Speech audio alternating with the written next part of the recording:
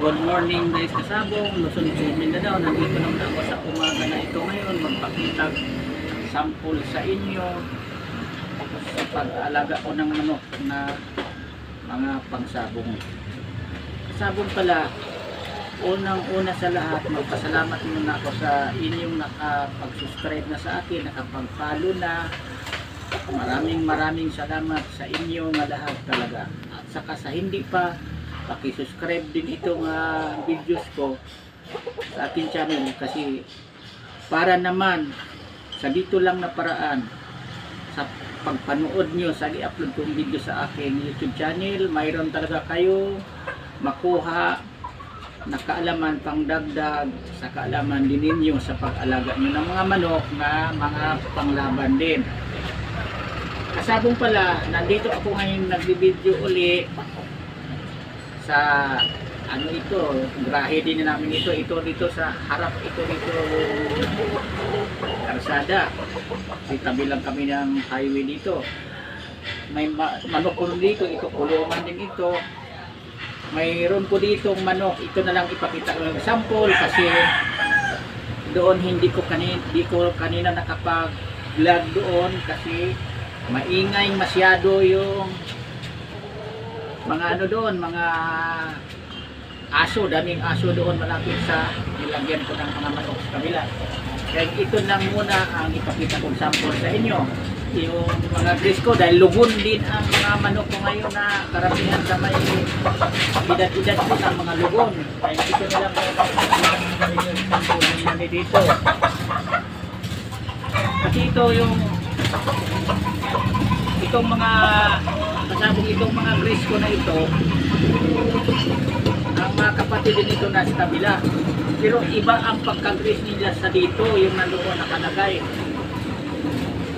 Ano sila, mas tingka dito, mas putik-putik dito, mapagkatarisay sila dahil ano naman ang biniyaga kasi nito, ano sila yung feeder free. Kaya ang kulay nila hindi parehas ang kanilang kulay, pero parehas lang na gris nila, parehas ng feeder free. Pati mga paa nila may mga sinabi ko sa inyo natandaan na galing sa nursery, may konti ano dito sila sa paa, yung kaliskis nila may konti patik-patik na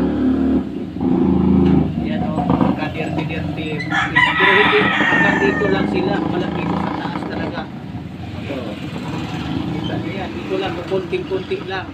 Palatandaan lang ito sa pagka-pinagalingan nila na hot spray. So, dilaw na dilaw talaga yan. Hanggang kaliskis lang dito sa daliri lang yun, palatandaan.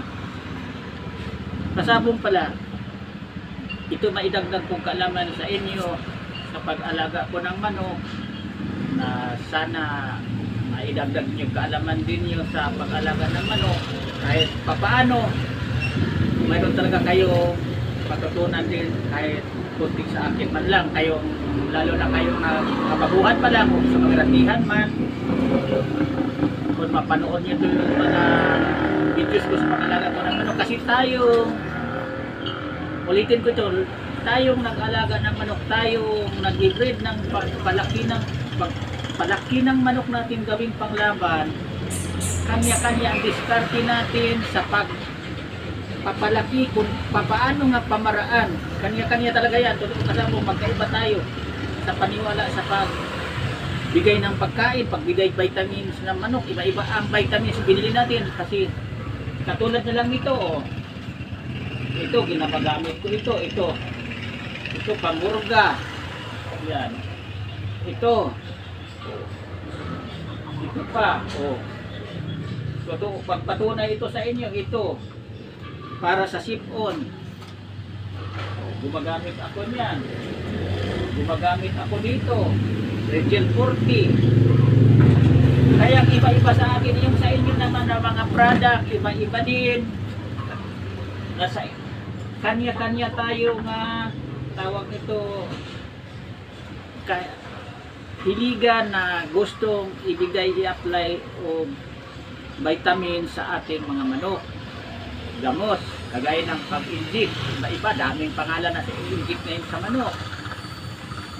Kaya nga, itong sa akin, na ginagamit ko, kung asaan ang manok ko nga ginagamit ko nga nakita ko nga maganda ang resulta sa pagdating sa labanan sa manok,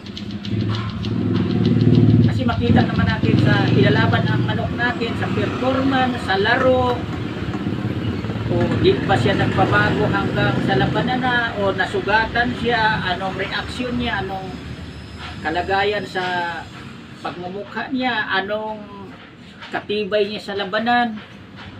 Iyan ang ginagamit ko palagi, nimintin ko na gamot. Hindi ako pwede na mag iba-iba o gamit ng mga hindi ko subok.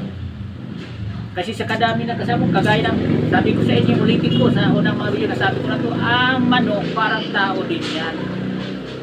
Kung hiyang sa gamot, yan totoo.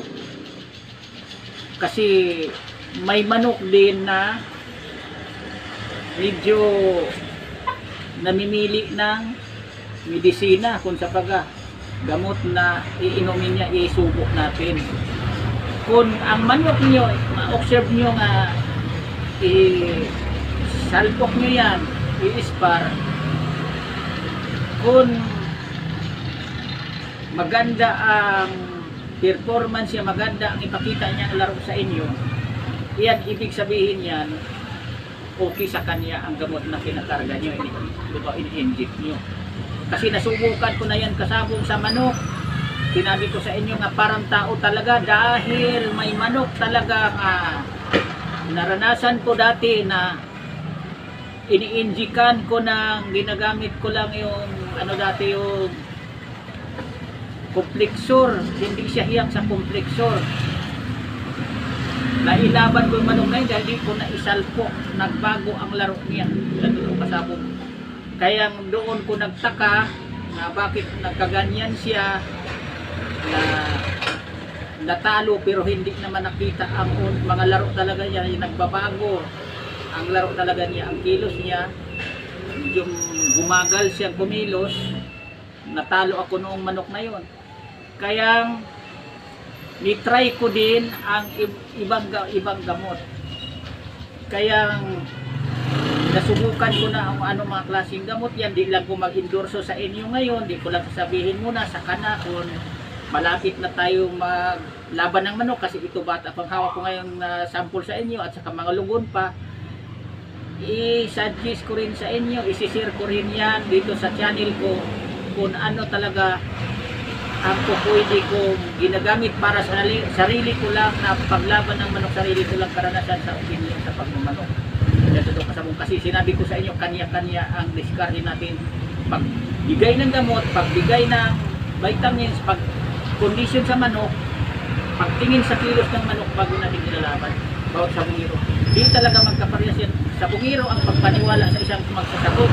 Kaya ulitin ko sa inyo, kaya naglaban-laban ang mga sabungiro dahil kanya-kanya tayo ang paniniwala, kanya-kanya ang paningin natin. Ito na sabog. Kasi sa paningin ng iba, pangit na kulay yan, labanan agad. Sa may-ari naman din yung manok na yan, magandang kulay din sa kanya, nga mas pangit din tingnan yung maging kalaban niya ang kulay, kaya nalabanan niya kaagad kung saan ang mulay. Yan ito kasabong. Ang pinagkaiba sa bawat isa kasabungero, kasi hindi magkaparehas ang lahat na tao. Kanya-kanya ang diskarte natin, kanya-kanya ang talent natin sa pag-alaga ay sa manok. Number 1 yan ha. Talent itong pag-alaga natin sa manok. Pagalingay sa talent. Sinong magaling na mag-breed, sino ang magpanalo na manok, sino ang magaling mag-alaga, sinong magaling na magparis-paris sa babae lalaki nga gawin yan mga panglaban. Kanya-kanya tayong hilig. Kagaya sa akin, ang hilig ko, sample sa inyo, sweeter gray, lemon sweeter, ni-cross ko yan, dome sweeter, yung bulit, sweeter bulit. Yan ang minamanok ko. Pero sa iba, Iba rin ang hilig nilang mga manok, iba din linyada. Mayroon silang mga Milsim Black, mayroon din silang mga Kilso, hilig din nila, mayroon din silang mga Claret, White Claret. At saka ito pa yung masabi ko pala sa inyo, maidagdag kasabong. Ang puti nga balahibo, wag niyong sasabihin talaga nga ano yan. Pag porkit sikat si idol natin Biboy na taga-Tanay ng White Kilso, basta puti, tinatawag na nila White Kilso, hindi. Mayroon na White Claret, puti din yan, White Claret kasabong. Para sa mga baguhan sa inyong ikipto, dahil mayroon ako ditong kakilalang sabungiro, yung manok na yan, sinabi daw na White Kilso, pero nakausap ko ang may-ari dahil kakilala ko pala yung may-aring kinukuhaan niya.